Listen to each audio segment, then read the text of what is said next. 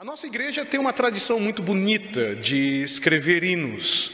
Quando inventamos de orar, nós sentávamos em uma cadeira e escrevíamos belos poemas que foram musicados e ficaram ao longo da história. Há vários hinos que tocam o nosso coração. Quando cantamos, lembramos de uma situação ímpar da história, ou então lembramos de uma situação de louvor, de algum momento de choro ou de conquista. Como é bom poder cantar um pouco da nossa fé. Existe um hino da tradição evangélica mais norte-americana, chamado Amazing Grace, Sublime Graça. Todos nós conhecemos, já cantarolamos em algum momento, assistindo algum filme. E há uma tradução muito bonita do pastor Gladir Cabral, pastor da cidade também, já foi pastor da cidade de Criciúma, que diz mais ou menos assim a tradução dele: sublime graça e suave o som da voz do meu Jesus. Perdido estive, mas ele me deu a mão. Eu fui cego, ele deu-me luz. John Newton é o compositor deste hino, deste belo hino.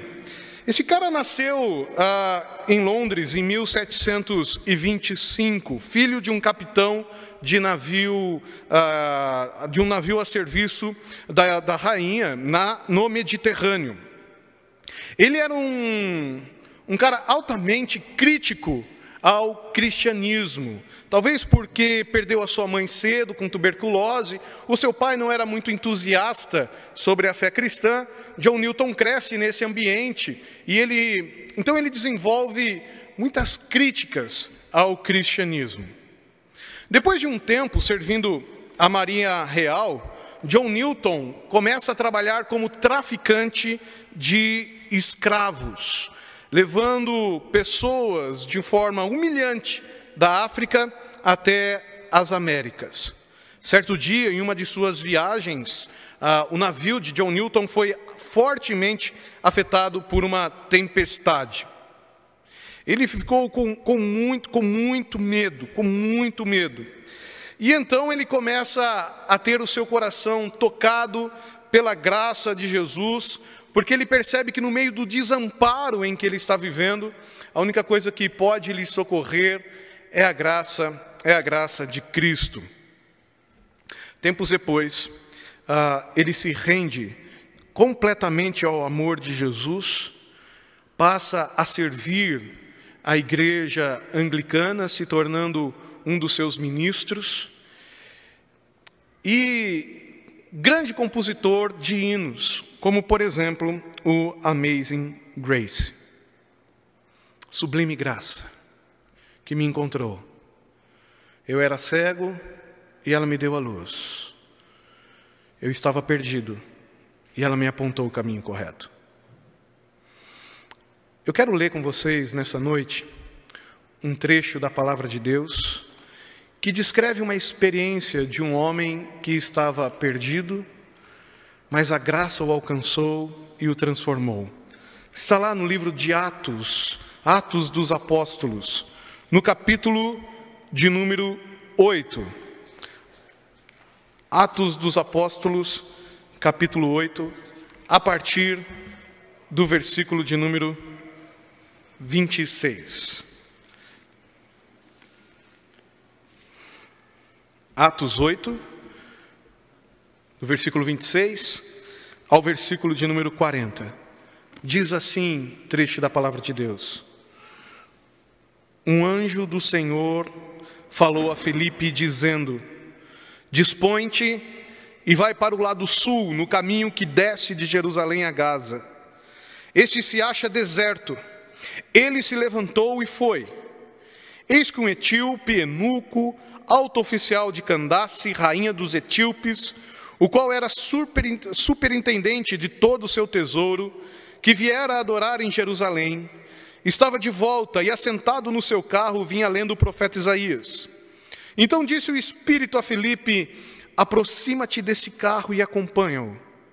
Correndo Filipe, ouviu ler o profeta Isaías e perguntou: compreendes o que vens lendo? Ele respondeu: como poderei entender se alguém não me explicar?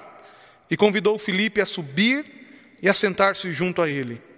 Ora, a passagem da Escritura que estava lendo era esta: foi levado como ovelha ao matadouro, e como um cordeiro mudo perante o seu tosquiador, assim ele não abriu a boca. Na sua humilhação lhe negaram justiça.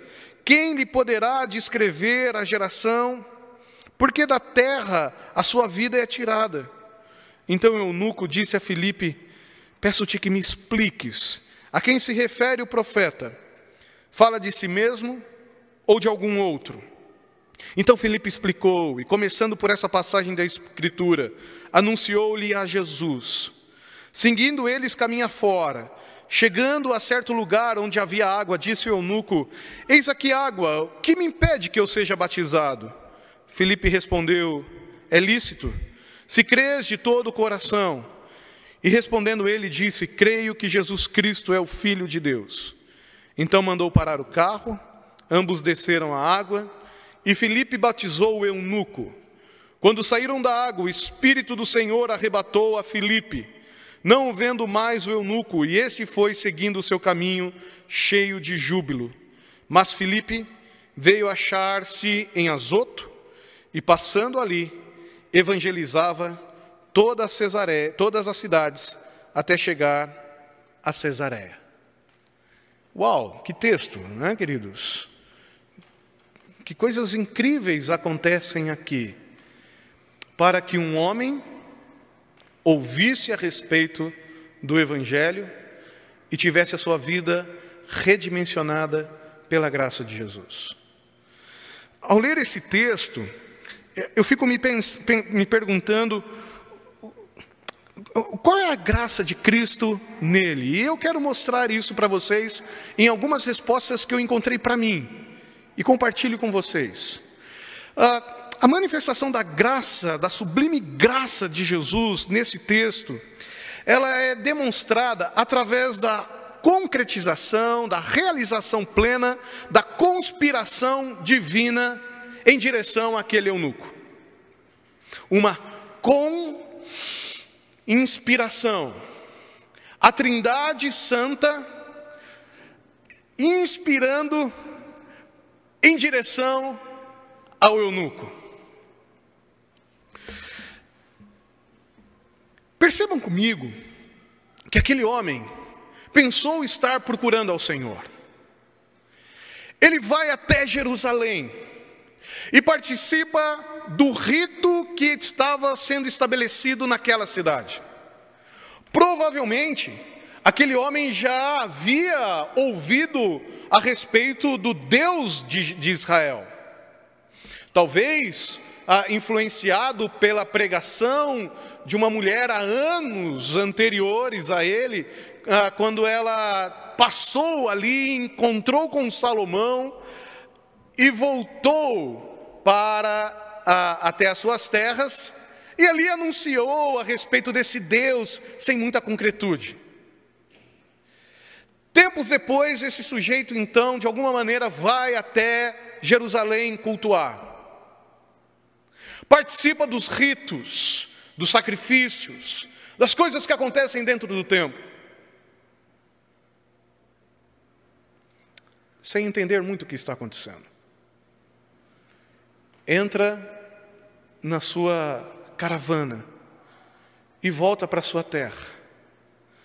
E no deserto, começa a ler um texto do profeta Isaías, sem entender absolutamente nada do que estava lendo.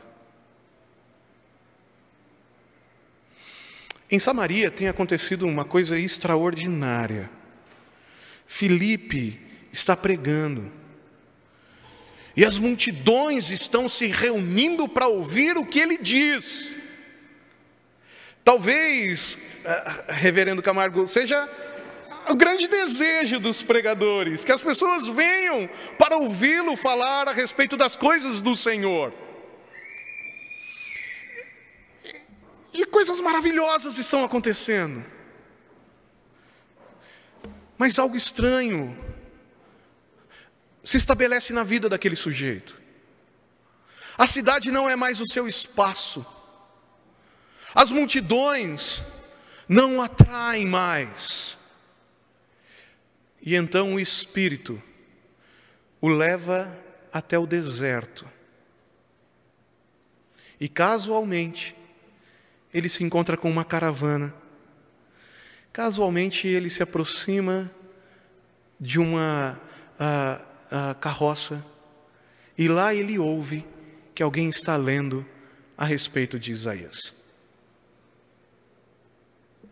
Sem que Filipe soubesse, sem que o eunuco soubesse, Deus estava criando um ambiente propício para que aquele homem encontrasse a respeito da verdade do Evangelho. Deus não se esquiva da gente. Deus está conspirando a nosso favor. O Salmo de número 23, no versículo 6, Davi diz: eu sei que a bondade e a fidelidade me seguirão todos os dias da minha vida. John Stott, ao analisar esse versículo, ele diz que talvez a melhor tradução não é me seguir. Talvez a melhor tradução seja: ela tem me caçado, me assombrado todos os dias da minha vida. É uma caçada determinada. É uma caçada sem fim, apaixonada e incansável de Deus em nossa direção. É assim que Deus tem se aproximado de pessoas ao longo da história, com perseverança, sistemático, insistentemente. E sem que você perceba, Ele tem te atraído, porque Ele nos ama, nos atraído a Ele mesmo. Ale, quais são algumas conspirações de Deus para a minha vida? Deixa eu tentar mostrar uma delas para você. Eu cresci num ambiente religioso, cristão. Eu sempre me lembrei, quando eu lembro da minha história, de estar numa escola dominical, de frequentar um culto no domingo à noite. O que foi isso? Um grande presente da graça de Deus,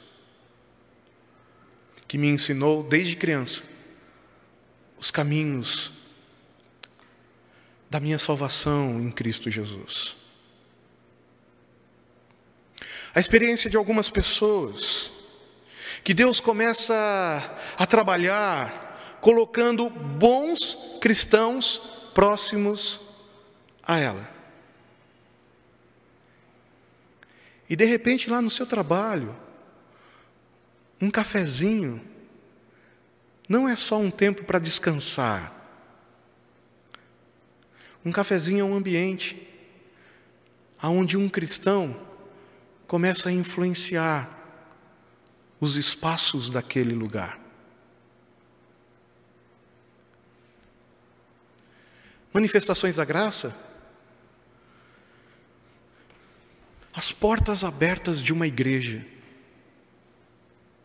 aonde nós podemos entrar e, como povo de Deus, cultuar ao Senhor, dizendo a respeito do nome maravilhoso de Jesus em que a gente confia, ser impactado pela leitura das Sagradas Escrituras, ser expostos ao amor incondicional de Deus por nós.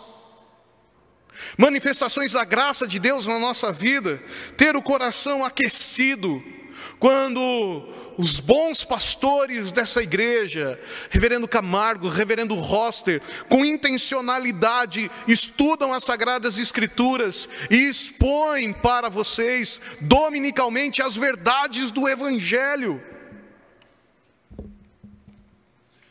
O Senhor está conspirando em nossa direção, nos dando presentes incríveis, para termos acesso à verdade do Evangelho. O que me espanta de Deus é que Ele é cuidadoso, perseverante, paciente, No seu livro Surpreendido pela Alegria, C.S. Lewis conta-nos a história da sua conversão. Vale a pena anotar, Surpreendido pela Alegria. E num tempo bem gostoso, ter uma leitura a respeito de como Deus transforma a história daquele sujeito ateu em um cristão convicto do amor de Deus por si. E ele conta assim o final a respeito da sua conversão. As minhas peças estavam numa posição extremamente desfavoráveis no tabuleiro. Logo já não podia acalentar nem mesmo a ilusão de que a iniciativa cabia a mim. Meu adversário, Deus, passou a desfechar seus últimos lances. Eu não percebi então o que se revelava hoje, a coisa mais ofuscante e óbvia, a humildade divina que aceita um converso mesmo em tais circunstâncias. C.S. Lewis diz: o filho pródigo finalmente caminhava para casa com as próprias pernas. Mas quem é que pode respeitar, de fato, quem abre os portões a um pródigo que é arrastado para dentro, esperneando, lutando, ressentindo e girando os olhos em torno, à procura de uma chance de fuga? Só me restou deitar a rainha e entregar o jogo. Deus não desiste de nós. E intencionalmente, Ele conspira em nosso favor, para que possamos aprender a respeito da graça. Aquele etíope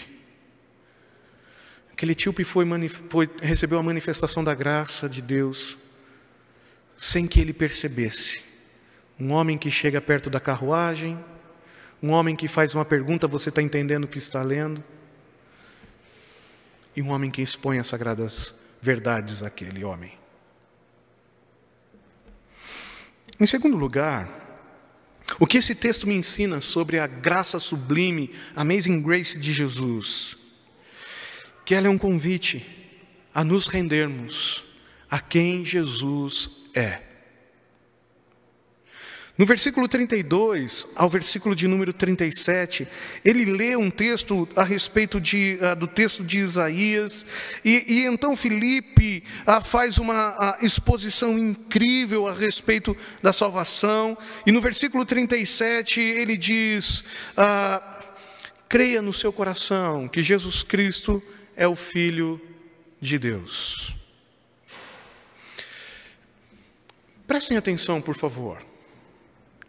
Quando alguém lhe perguntar o que é conversão, o que você vai explicar sobre isso?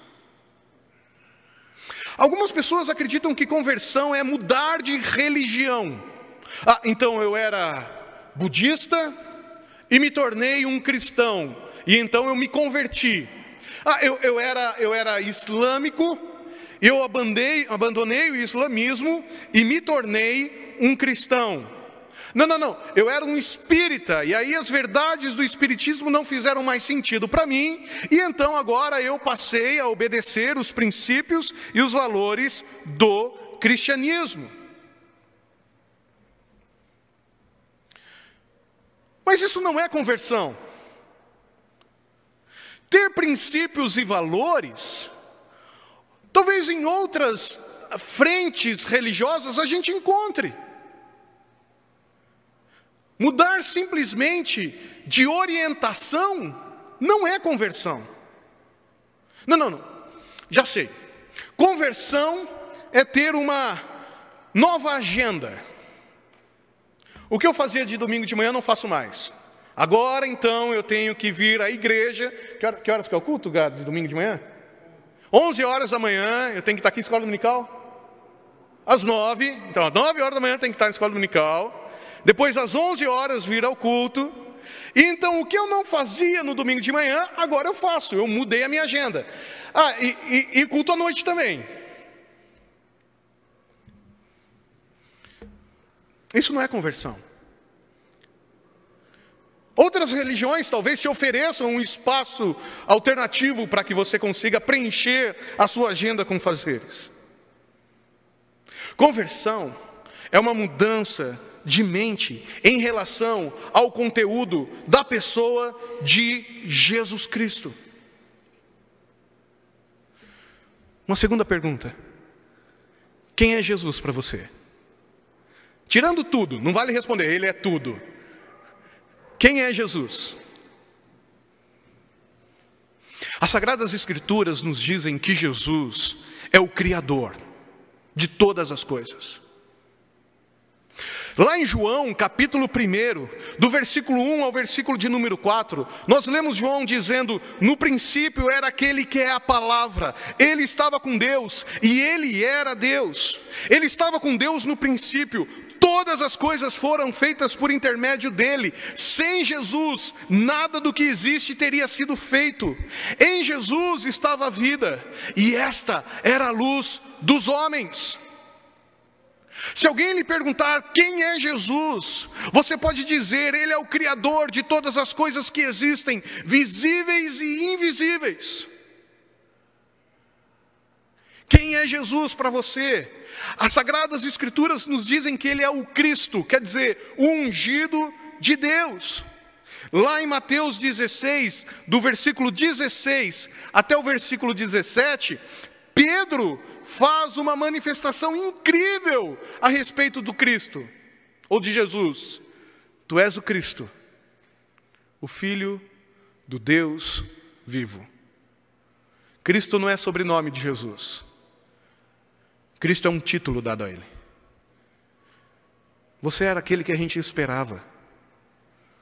Por tantos séculos nós oramos pedindo que Deus enviasse o seu ungido. E em você, Jesus, então, a gente tem a manifestação plena dessa nossa esperança. E então Jesus olha nos olhos de Pedro e diz: como você é feliz, Pedro. Como você é feliz, Simão. Porque essa é uma revelação divina. Foi Deus quem te mostrou isso. Quem é Jesus para você? As Sagradas Escrituras nos dizem que ele é o Cordeiro de Deus. João capítulo 1, versículo 29, João Batista vê Jesus passando, ele aponta para o Cristo e diz: vejam, é o Cordeiro de Deus, é ele quem vai tirar o pecado do mundo. Que visão linda a respeito do Cristo. Não há mais necessidade de sacrifícios, não há mais necessidade de garantir pontos positivos diante de Deus.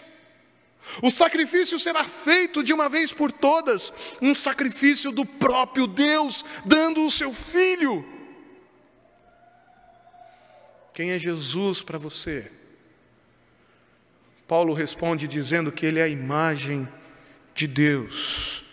Lá em Colossenses capítulo 1, no versículo 14, versículo 19, versículo 20, Paulo diz: Jesus é a imagem do Deus invisível, ele é o primogênito de toda a criação, e foi do agrado de Deus que em Jesus habitasse toda a plenitude, e por meio dela reconciliasse consigo todas as coisas, tantas as que estão nessa terra, quanto as que estão no céu, estabelecendo paz pelo seu sangue derramado na cruz.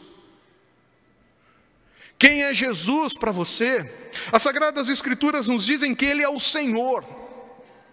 Em Apocalipse capítulo 19, diz que Jesus vem como um cavaleiro montado num cavalo, firme, forte, poderoso, e na sua manto e na sua coxa está escrito: Rei dos Reis e Senhor dos Senhores. Sabe o que é conversão? Conversão é redimensionar a nossa mente a respeito de Jesus. Jesus é o Deus que entrou na história para nos salvar. Ele não entrou na história por casualidade. Aquilo que acontece em Jerusalém, no monte, lá no Calvário, é o ápice da história que Deus está escrevendo. Ali todos os meus pecados foram colocados. O maior para-raio da história foi levantado. E os meus pecados do passado, do presente e do futuro, todos eles, de todos nós, foram derramados no próprio Deus. Sabe o que é graça? Graça é entender que Jesus Cristo é o nosso Salvador. E em terceiro lugar, graça é ter uma nova vida, cheia de alegria. Versículo 38 e 39. Filipe batiza o eunuco. Eles saem da água. O Espírito do Senhor arrebata Filipe para outro lugar. Não mais vendo o eunuco, este foi seguindo o seu caminho, cheio de júbilo.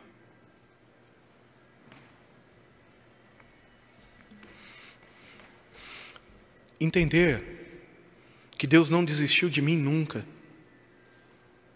Entender que a minha mente foi redimensionada, reelaborada, para saber que Jesus é o meu Senhor.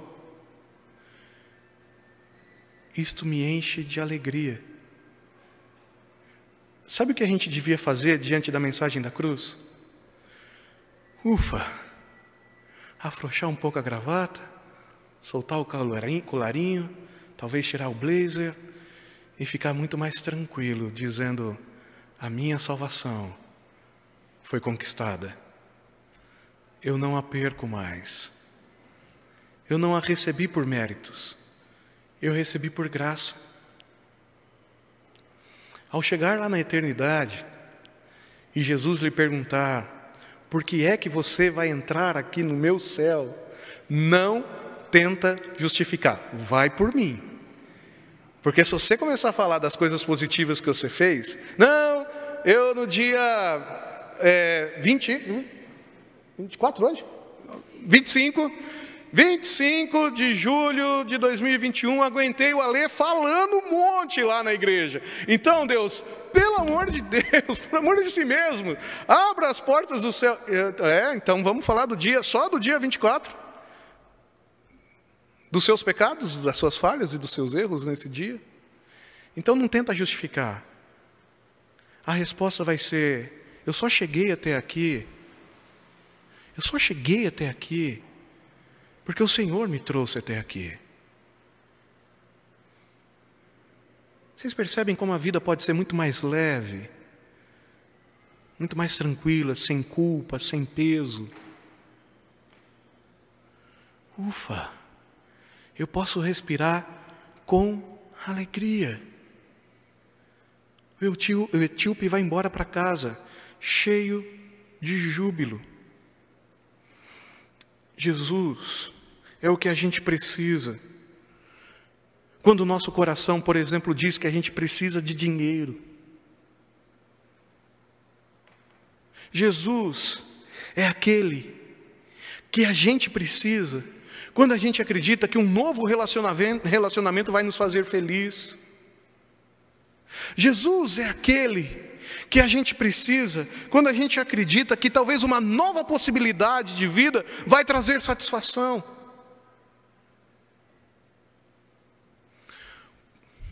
Porque dinheiro algum traz alegria, irmãos.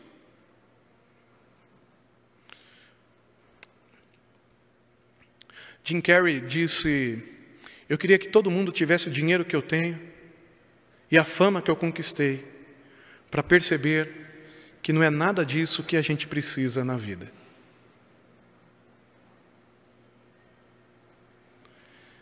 E a gente acredita que talvez um novo relacionamento vai nos fazer ser feliz para sempre. E a gente diz: talvez uma nova possibilidade vai preencher o vazio do meu coração. E as novas possibilidades se tornam velhas e altamente frustrantes.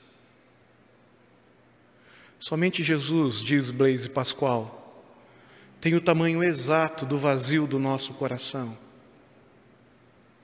Só Ele consegue preencher plenamente as nossas vidas. Jesus de Nazaré nos faz ser plenos. Todas as outras coisas ganham um novo significado a partir de Jesus. Tendo encontrado Cristo, todas as nossas buscas infindáveis cessam.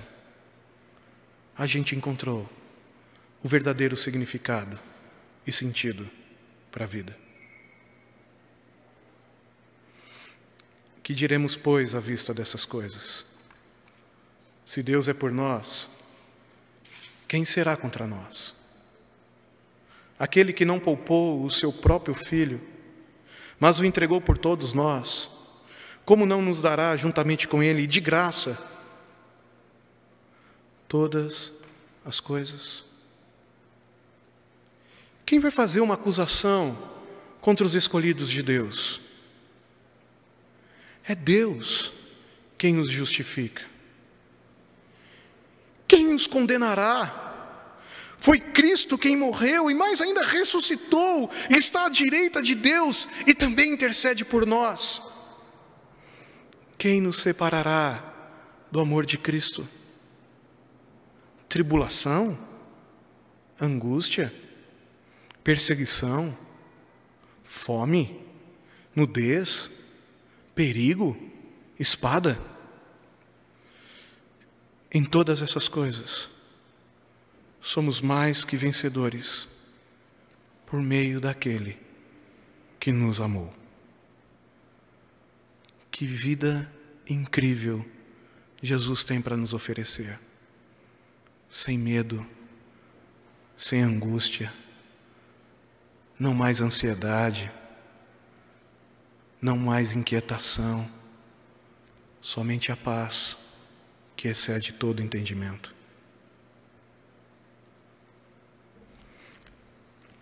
John Newton,